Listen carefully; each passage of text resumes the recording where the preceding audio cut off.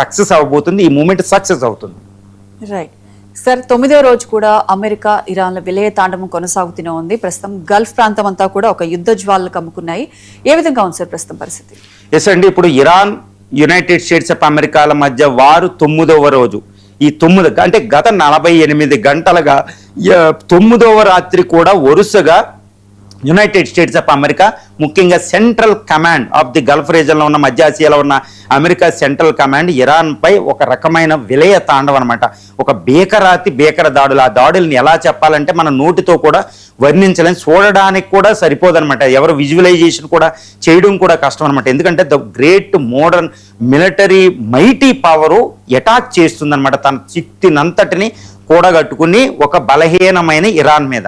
ఎంతటి దారుణం అంటే 16 లక్షల చదరపు కిలోమీటర్లు ఉన్న 1/2 డజన్ సిటీల్ని అటాక్ చేసింది. ఆ సిటీలు ముఖ్యంగా ఈ అబడాన్ అని, తబ్రిజ్ అని, క్వెష్మ్ ఐలాండ్, టన్బో, 3 ఐలాండ్లు, Tunb island, Konarak island, Bandar Abbas, కర్మీజు, చాబహార్, ఈ సిటీల్ని అటాక్ చేస్తుంది అత్యంత పాశవికంగా అనమాట.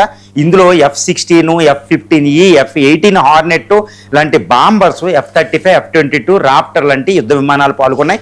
MQ-9 అనే ర్యాప్టరు ద మోస్ట్ మోడర్న్ డ్రోన్లు పాల్గొన్నాయి అనమాట. మిసైల్స్, హెల్ ఫైర్ లాంటి మిసైల్స్ను ఉపయోగిస్తుంది.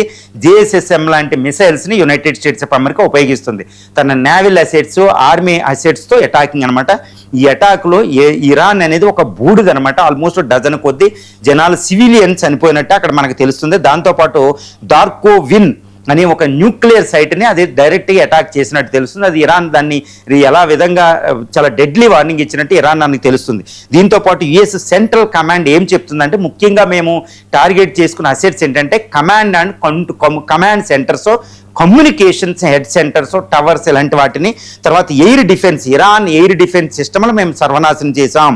తర్వాత మారీటైమ్ అసెట్స్, ముఖ్యంగా హర్మూజ్ స్ట్రైట్ని కంట్రోల్ చేస్తున్న ఈ యొక్క మారీటైమ్ అసెట్స్ని మేము టార్గెట్ చేసుకున్నాం. హర్మూజ్ స్ట్రైట్ని ఈ యొక్క దాస్య శృంఖలాలు, ఇరాన్ దాస్య శృంఖలాల నుంచి విడుదల చేయడానికి. దాంతోపాటు మిసైల్ ఫెసిలిటీస్, డ్రోన్ ఫెసిలిటీస్ని మేము అటాక్ చేసాం. ఇరాన్ అనేది దాని యొక్క నేవీ, ఎయిర్ ఫోర్స్ సర్వనాశనం అయిపోయి ఉన్నాయి. కాబట్టి ఇరాన్ యుద్ధం చేసే స్థితిలో లేదు, మేము చాలా అద్భుతమైన దాడి చేశామని యుఎస్ సెంట్రల్ కమాండ్ చెప్తుందనమాట. దీంతోపాటు హర్మూజ్ని టోటల్గా మేము బయటికి తీసుకొస్తామంటూ యునైటెడ్ స్టేట్స్ ఆఫ్ అమెరికా చెప్తుంది. 9వ రోజు భయంకరమైన అటాక్లు అనమాట.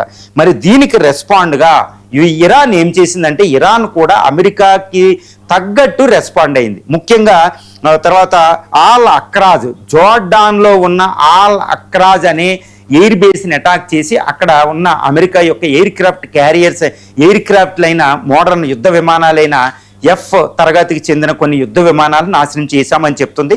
అక్కడ 2 సైనికులు చనిపోయారు ఆల్ అక్రాజ్, జోర్డాన్లో. ఇది అమెరికా కూడా 2 సైనికులు చనిపోయారంటే అది ఒప్పుకుంది. దానికి మేము పగ తీర్చుకుంటామని మళ్ళీ వెళ్ళి అటాక్ చేయడం కూడా జరిగింది. దీంతోపాటు ఉత్తర ఇరాక్లో ఈ యొక్క కర్డ్స్ అంటే ఇరాన్కి ఆపోజిట్గా పనిచేసే కొన్ని కర్డ్స్ ఫోర్సెస్ మీద ఇరాన్ భయంకరమైన దాడి చేసింది. అక్కడ కూడా కొంతమంది చనిపోయారని తెలుస్తుంది. తర్వాత కువైట్ ఎయిర్ బేస్ అయితే దారుణంగా మిలిటరీ డ్రోన్స్తో ఖైబర్ షేకెన్ మిసైల్స్, ఫత్తా 2 లాంటి హైపర్సోనిక్తో కువైట్ని అటాక్ చేసింది. ఇది మామూలు దాడి కాదు. తర్వాత ఇజ్రాయెల్ అంతా సైరన్లు మోతాయి, అదొకటి. తర్వాత కడసి ఉత్తర ఇరాక్లో ఎర్బిల్ని అటాక్ చేసి అక్కడ ఒక యుద్ధ విమానాన్ని కూడా మేము నాశనం చేసాం, హ్యాంగర్స్లో ఉన్నామని చెప్తుంది. తర్వాత యుఎస్లో కూడా ఇప్పటివరకు 16 మంది, 430 మంది గాయపడడం, 16 మంది సైనికులు చనిపోవడం. దానికి ఇప్పుడు ట్రంప్ మీద యుఎస్లో ప్రెజర్ పెరిగిపోతుంది, ముఖ్యంగా డెమోక్రాట్స్ నుంచి. ఇది దాంతోపాటు ఇరాన్ ఏం చెప్తుందంటే, ఒక సింగిల్ డ్రాప్ ఆఫ్ వాటర్, ఆయిల్ని కూడా హర్మూజ్ స్ట్రైట్ నుంచి వెళ్ళనివ్వము అనేది అతిపెద్ద స్టేట్మెంట్ అనమాట. ఒక సింగిల్ డ్రాప్ ఆఫ్ ఆయిల్ని మేము హర్మూజ్ స్ట్రైట్ నుంచి వెళ్ళనివ్వం, ప్రపంచం ఏమైపోయినా పర్లేదు, అమెరికా దాడులు ఆపడం లేదు మరి అని. తర్వాత గ్యాస్ కూడా మేము వెళ్ళనివ్వం అని చెప్తుంది. దీంతో వెంటనే ఈ international Brent crude oil rate ఒక్క బ్యారెల్ $90 దాటిపోయింది. అంటే మళ్ళీ యుద్ధం జరుగుతున్నట్టు పెట్రోల్ పెరిగిపోయింది. ఇది ప్రపంచం అంతా స్టాక్ మార్కెట్ మీద పెద్ద ప్రభావం చెప్తుంది. తర్వాత ఇరాన్ ఇంకోటి చేసిందంటే, మేము మళ్ళీ యుద్ధంలో పై చేయి సాధించేంత వరకే, అమెరికా ఇక్కడ నుంచి పోయేంత వరకే అసలు పీస్ డిస్కషన్ చేసే ప్రసక్తి లేదని ఇరాన్ ప్రకటించడమే అతిపెద్దగా మనం చెప్పుకోవచ్చు. దాన్ని అమెరికా ఏం చెప్తుందంటే, United States of America, Trump అంటున్నారు మేము కూడా అదే కోరుకుంటున్నాం, దాంతో మేము దాన్ని నాశనం చేస్తాం, అప్పుడు వచ్చేంతవరకు నాశనం చేస్తూనే ఉంటామని ట్రంప్ చెప్పడం. అంటే ఏంటి, మొత్తం శాంతి చర్చలు ఇప్పుడు ఇరాన్ అమెరికాల మధ్య మొత్తం ఆగిపోయాయి.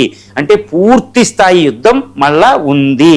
ఇప్పుడు ఇంకోటి ఏంటంటే, మీడియేటింగ్గా పనిచేసిన ఖతారాము దీన్ని ఎక్కువగా ఇరాన్ దాడులు చేస్తుంది, ఇంకా మీడియేటరే లేడు. ఇప్పుడు పాకిస్తాన్ వెళ్ళి సౌదీ అరేబియాకి సపోర్ట్గా పాకిస్తాన్ యుద్ధంలోకి వెళ్తుంది. ఒకప్పుడు మధ్యవర్తులుగా పనిచేసిన వాళ్ళే యుద్ధంలోకి ఇన్వాల్వ్ అవుతారు. ఎక్కడ శాంతి ఉంటుందంటే ఒక అత్యంత పాశవిక భయంకరమైన యుద్ధం మధ్య ఆసియాలో జరుగుతుంది. ఈవెన్ మీడియేటర్సే యుద్ధంలో పాల్గొనే పరిస్థితి ఈరోజు ఇక్కడ వచ్చిందనమాట. కాబట్టి దీన్ని చాలా హెవీగా మనం చూసుకోవచ్చు.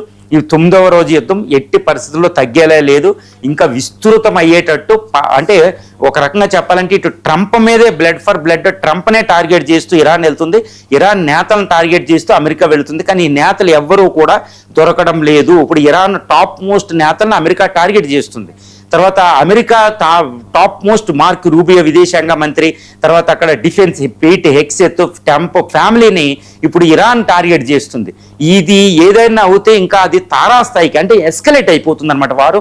కాబట్టి ప్రస్తుతం తారాస్థాయికి యుద్ధం జరిగింది. ప్రస్తుతం ఈ స్థితిలో కూడా అక్కడ ఇరాన్ అమెరికాలు పరస్పరం విజృంభణ అనేది గల్ఫ్ అంతా యుద్ధ జ్వాల వ్యాపించినట్టు మనకు తెలుస్తుంది. Right sir, అమెరికాపై Putin